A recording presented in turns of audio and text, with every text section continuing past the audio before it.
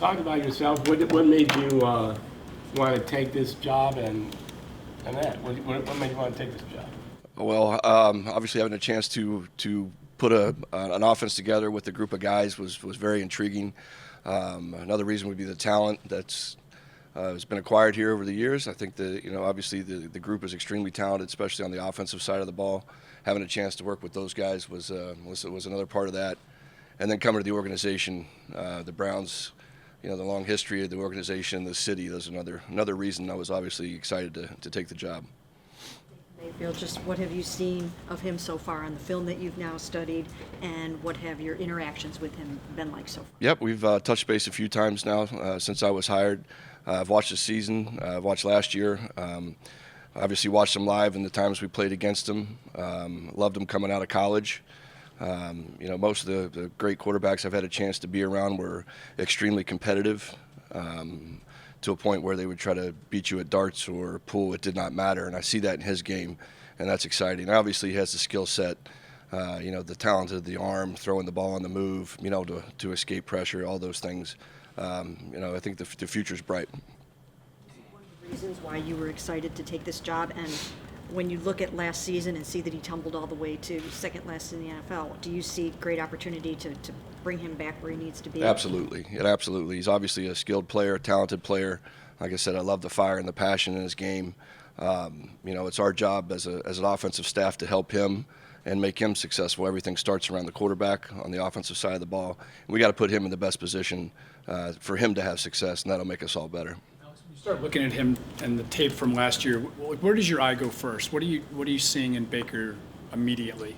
I think the ability to avoid pressure, escape pressure. The biggest thing that stood out probably on the tape was his accuracy on the move, outside of the pocket when he had to create an escape, whether it be the play-action pass game where he's keeping the ball, or he's breaking contain from a pass rush, and then throwing the ball accurately down the field at all levels. Look at it and say, hey, we can fix this and get him back on track.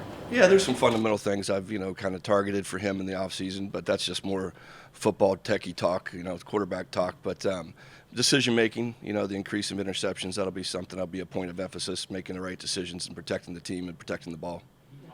He talked a ton about footwork. He told us that several times last season. How much have you noticed that? There'll be probably a change in the footwork. I have a belief and a philosophy of footwork, and it's extremely important to me. Kevin is as well. It all starts with the feet. The feet never lie. They get you through your progressions. So just some of the ways that we'll have him drop, both from under center and in the gun, will change slightly to help him.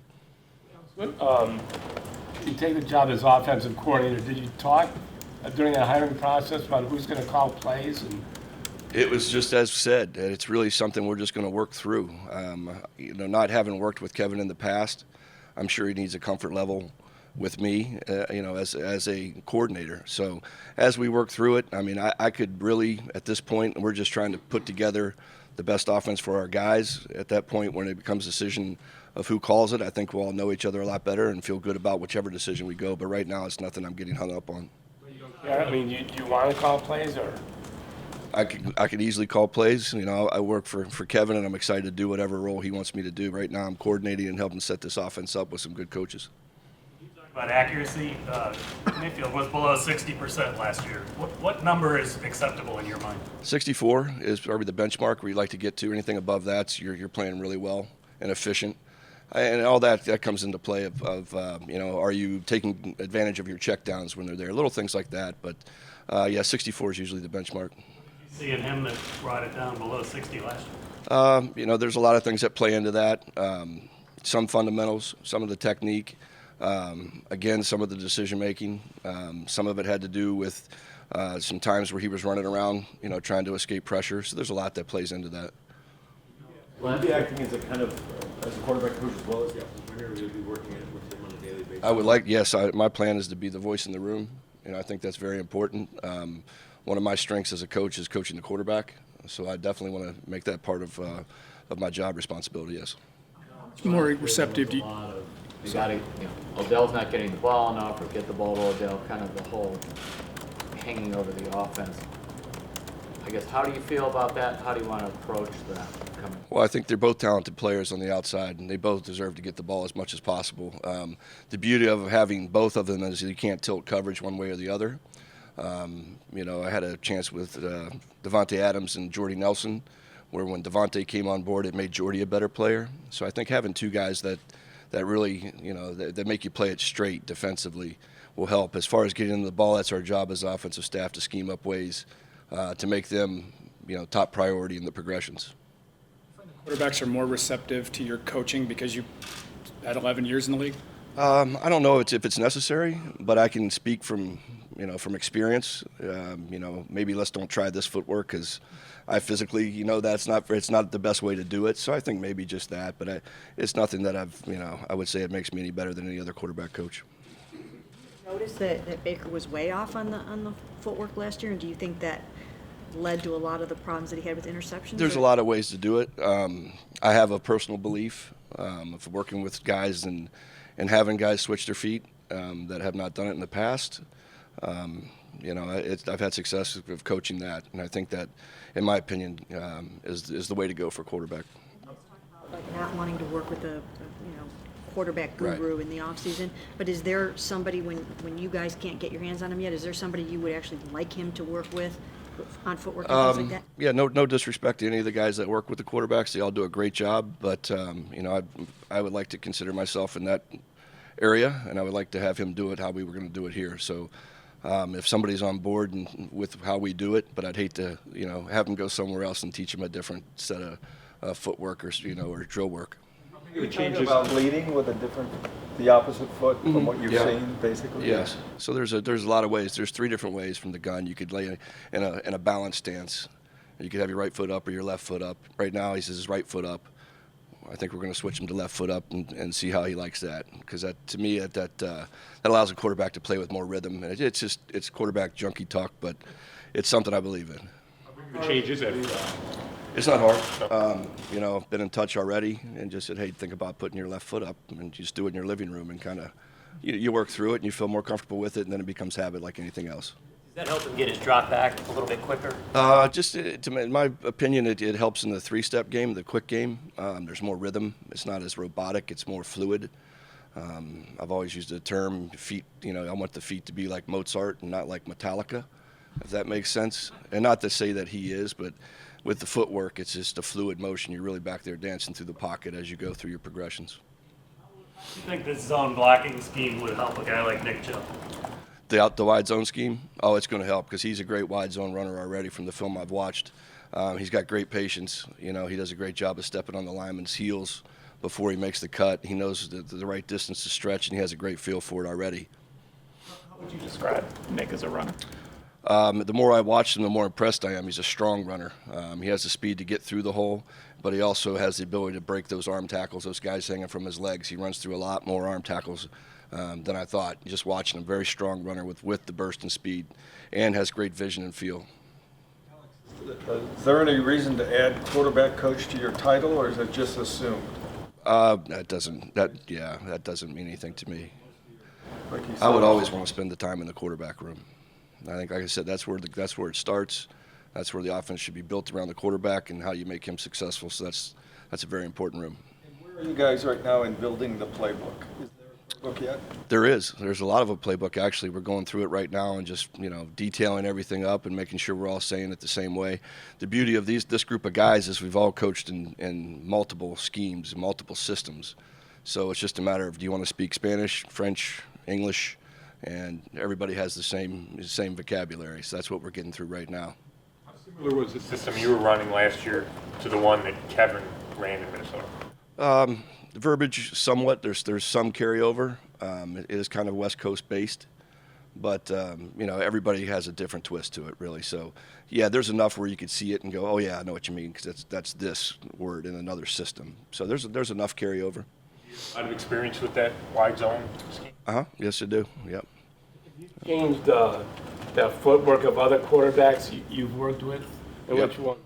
Andy would be the latest one. Andy Dalton.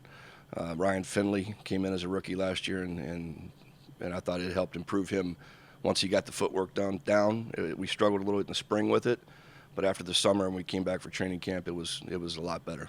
To follow, do you find then that any of these guys, sometimes in the heat of battle, players resort to bad habits? Is that true? And Well, hopefully the muscle memory over the course of time won't allow that to happen. That's what we're shooting for. But yeah, it can happen. Yes, it does. It does early on. Yes. Walk into a new situation, there's challenges you have to deal with. What do you think will be your biggest challenge as you take over this offense? Whew, that's a good question. I don't really foresee challenges. I see opportunities more than anything else. I mean, the staff that is in that room, I mean, is unbelievable. I mean, the experience of NFL football, both playing and coaching, and being one of the top O-line coaches in the game right now. I mean, it's awesome just to go in there and learn and listen and collaboratively put together this playbook. But there's no real challenges. It's probably not to have too much, because we've all been through it and we all have our little favorites, and not to get it diluted with too much. Changes on the line, just some guys coming back, maybe potentially addressing it in the draft. Thoughts on the line right now, and is that an area of need that you? Yes, I think that's an area that's targeted for sure. Jarvis, what do you see, and what can you do to kind of even help them break out even more? I think the biggest thing is just to find what they do well and put them in those positions, really. And if it's something that's not, in their wheelhouse, don't ask them to do it. It's just like the quarterback. Do what he does well over and over again, and repetition and muscle memory and the timing of the pass game and all that will help. But both extremely talented receivers and very fired up to work with both of them. Bengals are probably going to take Joe Burrow. Is that at all difficult to walk away from? No, not at all. He's obviously going to be a fine quarterback wherever he goes, but you never know. To have an opportunity to come in and coordinate an offense doesn't come around very often, so it was an easy decision. Do you have any connection with Stefanski from anywhere, or how did this come I about? have not had a chance to work with him. Just common friends, common coaches that have worked together over the years. Very excited to get the opportunity to get to know him better and work with him. He's obviously a very smart guy. I mean, no. Had not, no. The base offense will be mostly the Gary Kubiak style offense that Kevin ran in Minnesota last year, and you guys will build off of that. Exactly. That's the starting point. It'll start with the wide zone. It'll start with the play action pass, and the movement, keep passes off of that. It'll be a big part of what we do. Get Baker's play action versus no play action stats last year. They're vastly different. Would you say that even just making that small change of a little bit more play action could increase his productivity dramatically? I think so. I think that's the plan. If you're running the ball well with the guys that we have, we think that we will be running the ball well. Then the play action's a huge part of gaining explosive gains, completion percentages, everything that comes off of that. Play action, it will be a big part of what we do. It's something I've always believed in. I was taught a long time ago by a guy named Paul Hackett, who emphasized play action and the art of it, or the lost art of it, and I think that's something we'll get back to.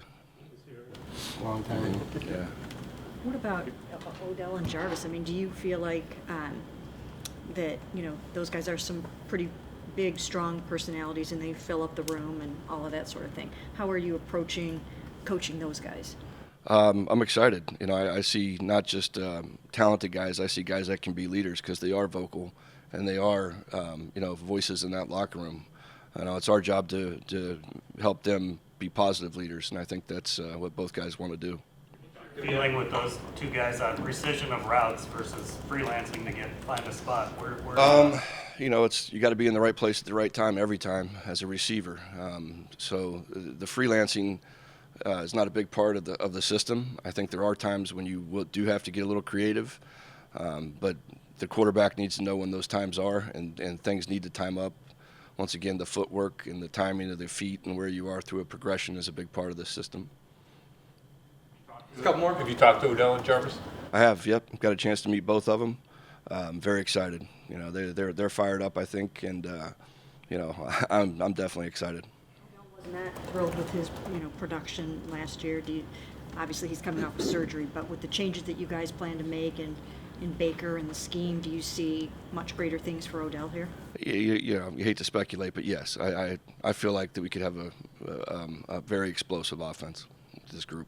With a guy like Curry and all the things he can do, I mean, do you kind of get excited about kind of Yeah. trying to figure out what you can do with him? He's very exciting to watch. You can see the passion for the game come out in his play. You know, he seems like a team guy, whether he's lead blocking, you know, running routes out of the backfield or carrying the ball. He does it all well. So to have an opportunity to have two of those guys, it's exciting. It's uncommon to have two running backs on the same roster on the field at the same time succeed like they do. What opportunity do you see with those two as it's unique, as I said, to have that? And as the NFL drifts away from 11 personnel and 4 wide and more into these heavier sets, do you think that's an area that Kareem and both Nick Chubb can flourish under? I think so. I think it creates unbelievable matchups. It depends on how you want to play. Not to get into specifics, but if you want to keep a smaller defensive group out there, then you could run the ball with 2 effective runners. If you want to get bigger and try to stop the run, now you're going to have a mismatch problems if you motion one of those guys out of the backfield, because both of them are good route runners and catch the ball well. So it's interesting, but it's going to be something that will be. I would think we would have those guys on the field a lot because of the issues. Very important position when you're trying to establish play action. How do you feel about that position group here right now? The tight end group right now, you know, we got a talented pass catching type of tight end that can block well enough as well. That's an area that we will have to maybe look at moving further down the road. If there's a guy right now that's on this roster that's more of that big inline blocking tight end, you know, not sure yet. Haven't had enough time to look through that, but yeah, the tight end's obviously important in the run game and the play action.